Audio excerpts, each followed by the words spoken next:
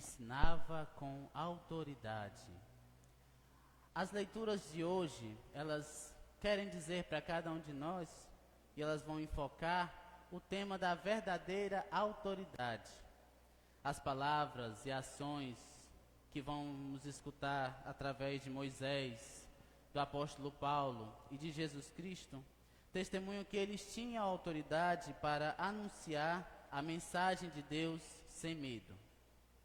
O evangelho que nós escutamos hoje, ele vem nos deixar claro que Jesus, em suas ações e no seu ensinamento, cumpre as promessas que Deus havia feito ao povo de Israel.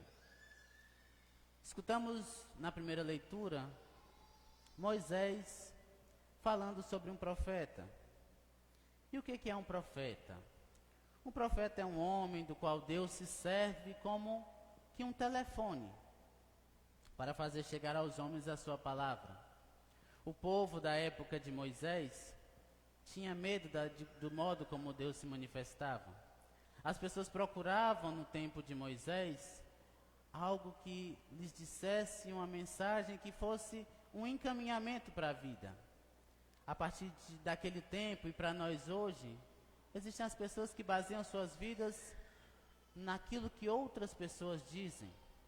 Quantos de nós, talvez, amanheceu o dia, ligou o rádio, esperando escutar o horóscopo do dia, para saber qual é a cor da roupa que vai usar, para saber qual é o que pode lhe acontecer?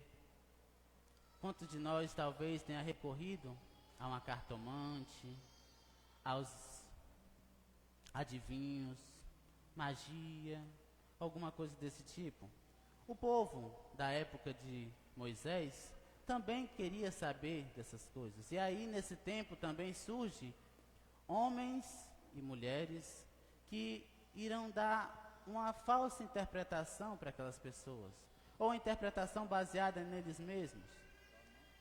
E aí Moisés vem falar sobre um profeta, um homem que vai anunciar verdadeiramente a palavra de Deus.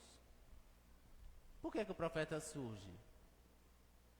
A imagem de Deus, em algumas partes do Antigo Testamento, é como que uma chama, e as pessoas têm medo daquilo. Uma chama atormenta cada um de nós. Hoje, imagine o povo daquela época.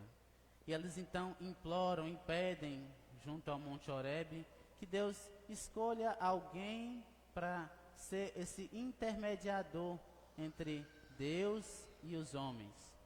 E aí surge a figura do profeta. Moisés é o primeiro, ele que sobe até a montanha, escuta tudo o que Deus tem para dizer para o seu povo, desce da montanha e fala para as pessoas aquilo que é a mensagem de Deus para elas. Os homens até tentam, muitas vezes, penetrar no mundo de Deus de maneira sorrateira, como um ladrão. Tentam entrar de qualquer maneira nos desígnios de Deus. Esses homens são aqueles que eu citava, os magos, os bruxos, aqueles que se dizem adivinhos, videntes, pessoas do nosso tempo que tentam dizer para as pessoas algo como se fosse uma mensagem divina. Porém, é o próprio Deus que quer se dirigir a cada um de nós, quer dirigir a nós a sua palavra, e isto ele consegue através dos profetas. Nós, queridos irmãos e irmãs, estamos sendo, na nossa vida, no nosso trabalho, no nosso dia a dia, autênticos profetas. Nós temos sido verdadeiros telefones de Deus no mundo? Ou precisamos ser ajustados na sintonia de Deus? A humanidade não pode ficar sem a palavra de Deus. As pessoas, quando elas procuram um vidente, um adivinho, uma cartomante, uma pessoa que lê as mãos, um signo, ou qualquer outro tipo de coisa, elas estão procurando uma resposta uma mensagem, algo que possa ajudar elas a guiar a sua vida. E às vezes a resposta que essas pessoas procuram está em nós, que todos os domingos nos sentamos nos bancos das nossas igrejas, escutamos a palavra de Deus e a gente não consegue guardar nada no nosso coração e levar para outros que precisam. O profeta é aquele que, entrando em contato com a palavra de Deus, entrando em contato com o próprio Deus, anuncia às pessoas a boa nova que Deus tem para as suas vidas.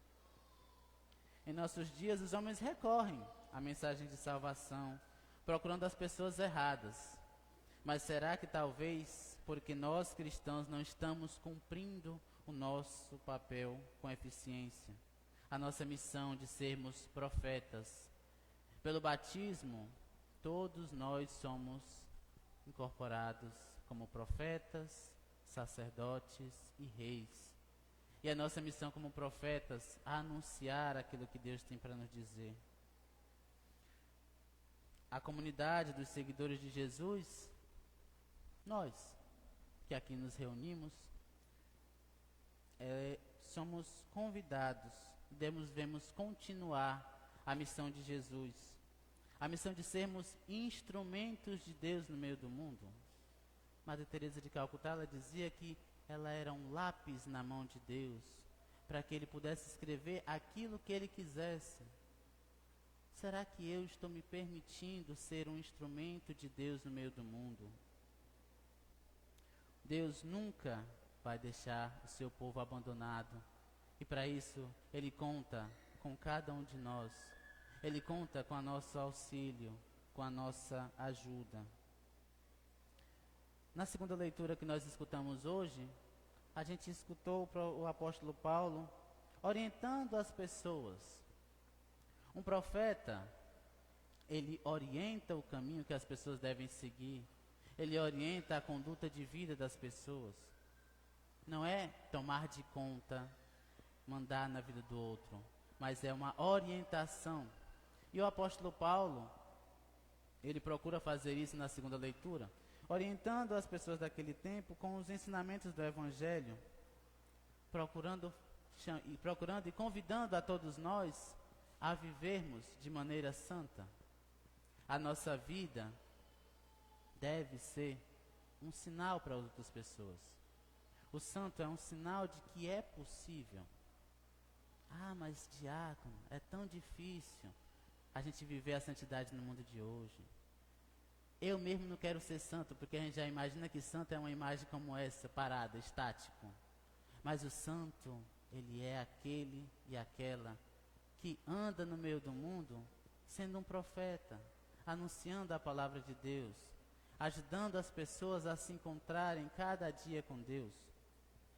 No nosso Evangelho, nós vamos encontrar Jesus cumprindo aquilo que Moisés vai dizer na primeira leitura. Jesus é o profeta que Deus envia ao seu povo. Porém, nós vamos encontrar 3 coisas no Evangelho de hoje. A primeira delas, a situação daquele homem possuído. O homem possuído do Evangelho, ele quer dizer para cada um de nós que muitas vezes representa aquilo que nós também somos. Homens e mulheres que não nos encontramos ainda com Cristo. O primeiro personagem do Evangelho, ele vem nos colocar exatamente isso. Aquele que se encontra com Cristo, ele não vive preso ao pecado. Ele não vive preso, não vive subjugado aos demônios deste mundo. E tantos são os demônios que surgem no nosso dia a dia. O desânimo que nos impede de às vezes querer vir para a igreja, a tristeza, a vontade de não viver, e tantas outras coisinhas que vão no dia a dia mexendo com cada um de nós, que no dia a dia vão nos tocando, vão nos subjugando, vão nos impedindo de fazer a vontade de Deus no nosso dia a dia. Portanto, a primeira lição do Evangelho é o convite para que cada um de nós possamos nos encontrar verdadeiramente com Cristo. A segunda lição é nós olharmos para o Evangelho e percebermos que Onde é que estão os demônios? Eles não estão lá fora. Onde é que estão as coisas que nos impedem, que nos subjugam? Não estão lá fora, estão às vezes no meio de cada um de nós. Ouvimos que aquele homem escutou o evangelho, escutou aquilo que Jesus veio dizer, e aquilo fez com que ele se rebelasse. O evangelho que nós estamos vivenciando na nossa vida, será que está fazendo eco na vida de outras pessoas? Será que está incomodando também a nossa sociedade? Os homens daquela época se baseavam em ensinamentos que já estavam escritos. As pessoas que iam para a sinagoga faziam a leitura do evangelho, aliás, da palavra de Deus, não existiam os evangelhos ainda. Faziam a leitura da palavra de Deus e faziam homilias baseadas em coisas que já estava escrito. E Jesus não, ele traz um diferencial. Como o próprio evangelho nos diz, ele traz um ensinamento novo. E esse ensinamento novo dado por Cristo, ele mexe com as nossas estruturas. Se o evangelho de Cristo, que está sendo anunciado por cada um de nós, onde nós estamos, não está mexendo com as pessoas da nossa sociedade, tem alguma coisa de errado. Nós não estamos fazendo aquela revolução que o evangelho deve fazer.